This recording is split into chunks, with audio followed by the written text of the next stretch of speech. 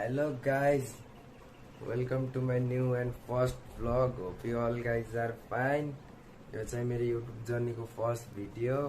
मेरो YouTube channel को नाम चाहिँ RS Vlogs हैन। अब हजुरहरुको चाहिँ RS Vlog लाई अब सपोर्ट चाहियो, साथ सपोर्ट माया चाहियो नि त गाइस। बल्ल त राम्रो कन्टेन्टहरु ल्याउँछु नि त मैले। अब हजुर अब लाइक शेयर सब्स्क्राइब गर्दिनु पर्यो। हामीलाई पनि त सपोर्ट चाहियो नि त अलिअलि। अब आजको कन्टेन्ट भन्दा त्यस्तो इन्ट्रेस्टिङ त केही छैन जस्तो लाग्छ मलाई।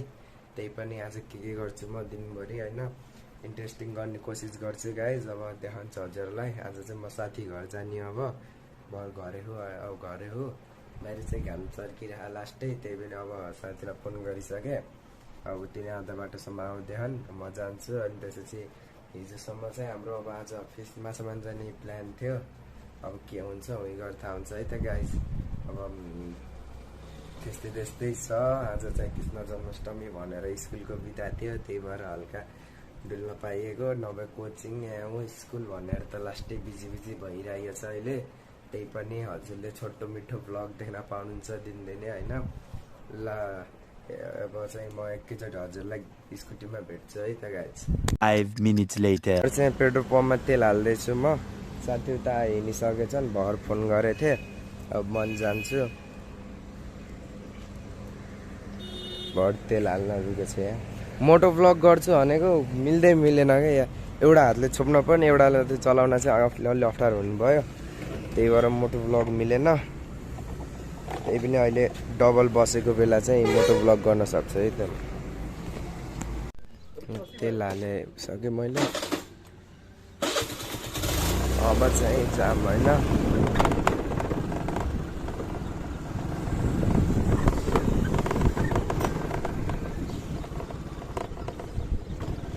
मोटो ब्लगलाई चाहिँ मैले अब हेलमेट उस गर्दैछु। हेलमेट पायो भने चाहिँ अब मोबाइल होल्डर मिलाएर उस गरेर गर्नुपर्छ। म चाहिँ अब एकचोटि साथीलाई भेट्छु है त तपाईँसँग। भर साथीसँग जाँदै थिएँ, भयो मम्मीले फोन गरेर भाइलाई लिन आइज भन्नु थियो। अनि त्यही भएर यहाँ घर आएको थिएँ। आज चाहिँ यसले बाल काटेर यस्तो भयो। ल अब चाहिँ बस।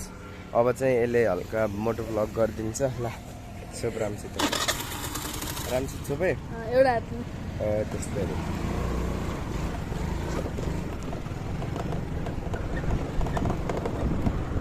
रानी बुक आफैलाई लिन अहिले सरल छोडेर अनि जान्छु म साथीसित।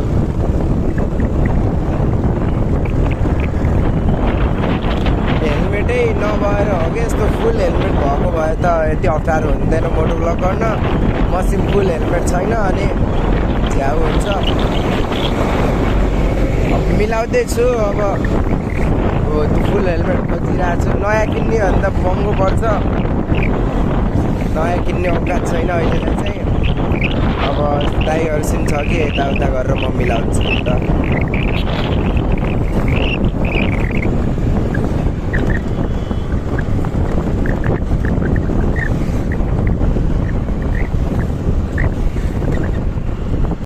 Thousand years later. ल म चाहिँ साथीलाई भेटिसकेँ हैन। लो भन्दा पनि त ल। यिनको नाम चाहिँ सागर हो। यता मन्दिर सीमा आएर बसेको थिएँ। अब यहाँ यिनलाई के काम छ, यहाँ सामान के लाने हो। अनि त्यसपछि यिनको घर जान्छौँ। अनि त्यसपछि आज के गर्ने भनेर उतै प्लान हुन्छ। ल अब जाने बेला भेटौँला है त गाइस। आज के गर्ने भन्दैन त ल सागर। आज जाने घर गएर सामान छोडेपछि बल्छी लिन जाने, बल्छी लिएपछि बनाउने, माछा खान जाने। बल्छी ल्याऊ कि मैले काँटा ल्याऊ टाङ्ला देखाउँदा त्यो काट्न पर्यो, जोडी जाडेर आउन पर्यो। ल अब चाहिँ यहाँ सामान किनेर भेटौँला। ल अब चाहिँ भर चाहिँ म साथी घर आइपुग्यो होइन। यो चाहिँ कुस्मा हो, भर्खर आइपुग्यो हो होइन। यस्तो घाम छ गाइस, हेर्नु बल्ल आयो। स्कुटीमा आउँदाखेरि यस्तो पसिना जस्तो भइरहेको, पुरै पसिना आएको छ होइन। त्यहाँ चाहिँ अहिले जाने हो फेरि। अब बस्न सकिन्न, त्यही भएर कपडा राखिदिएको सिटमा। सिट पनि भेजै तात्तिन्छ के। ल अब चाहिँ हामी टाङ्ला काट्न जानु लागेको, बाँस काट्न जानु लागेको फिसिङ रड गराउनको लागि। कता सागर जाने भन्दै त सागरले देखेछन्। यहाँ चाहिँ सागरको घर। यिनी गाइड हो मेरो गाइड।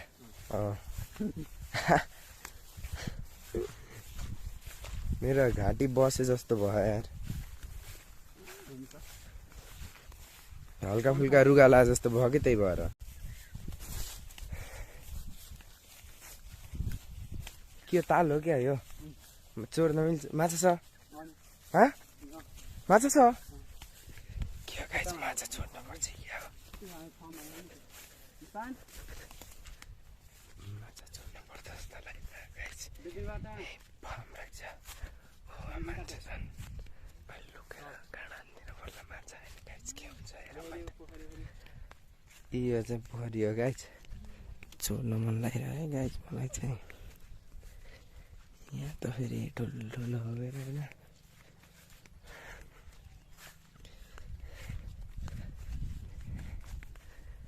यहाँ रहेछन् मान्छे के हात्तीको मूर्ति हो।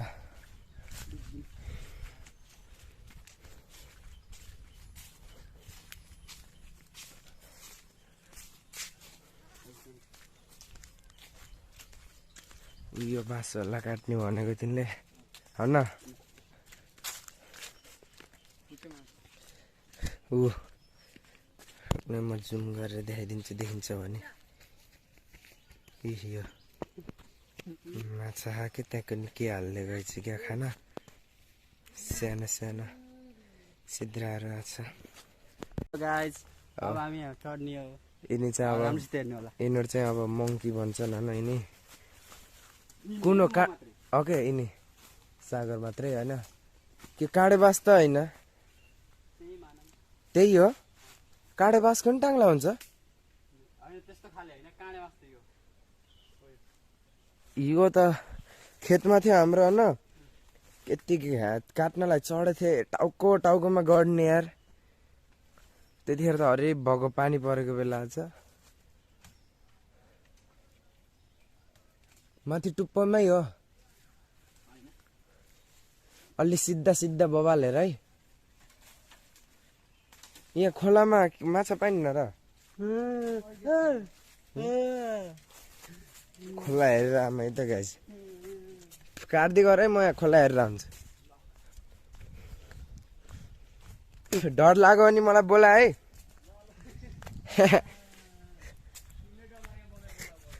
मलाई त लाग्दैन। यहाँ चाहिँ खतरा उसको भ्यू छ गाइस यार। त्यो बस्नलाई एरिया चाहिँ सही छ क्या। आनन्द शीतल।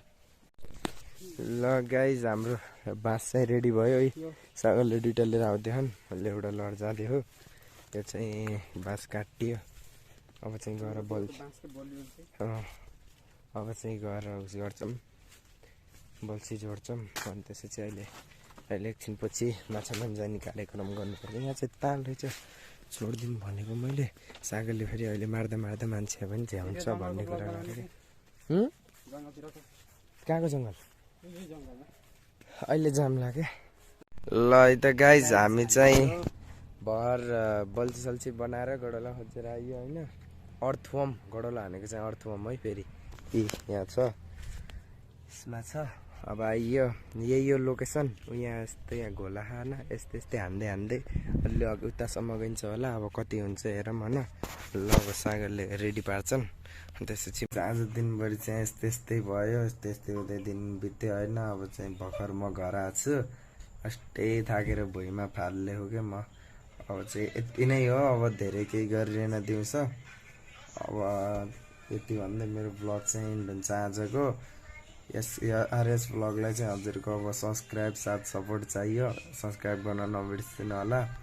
Okay by.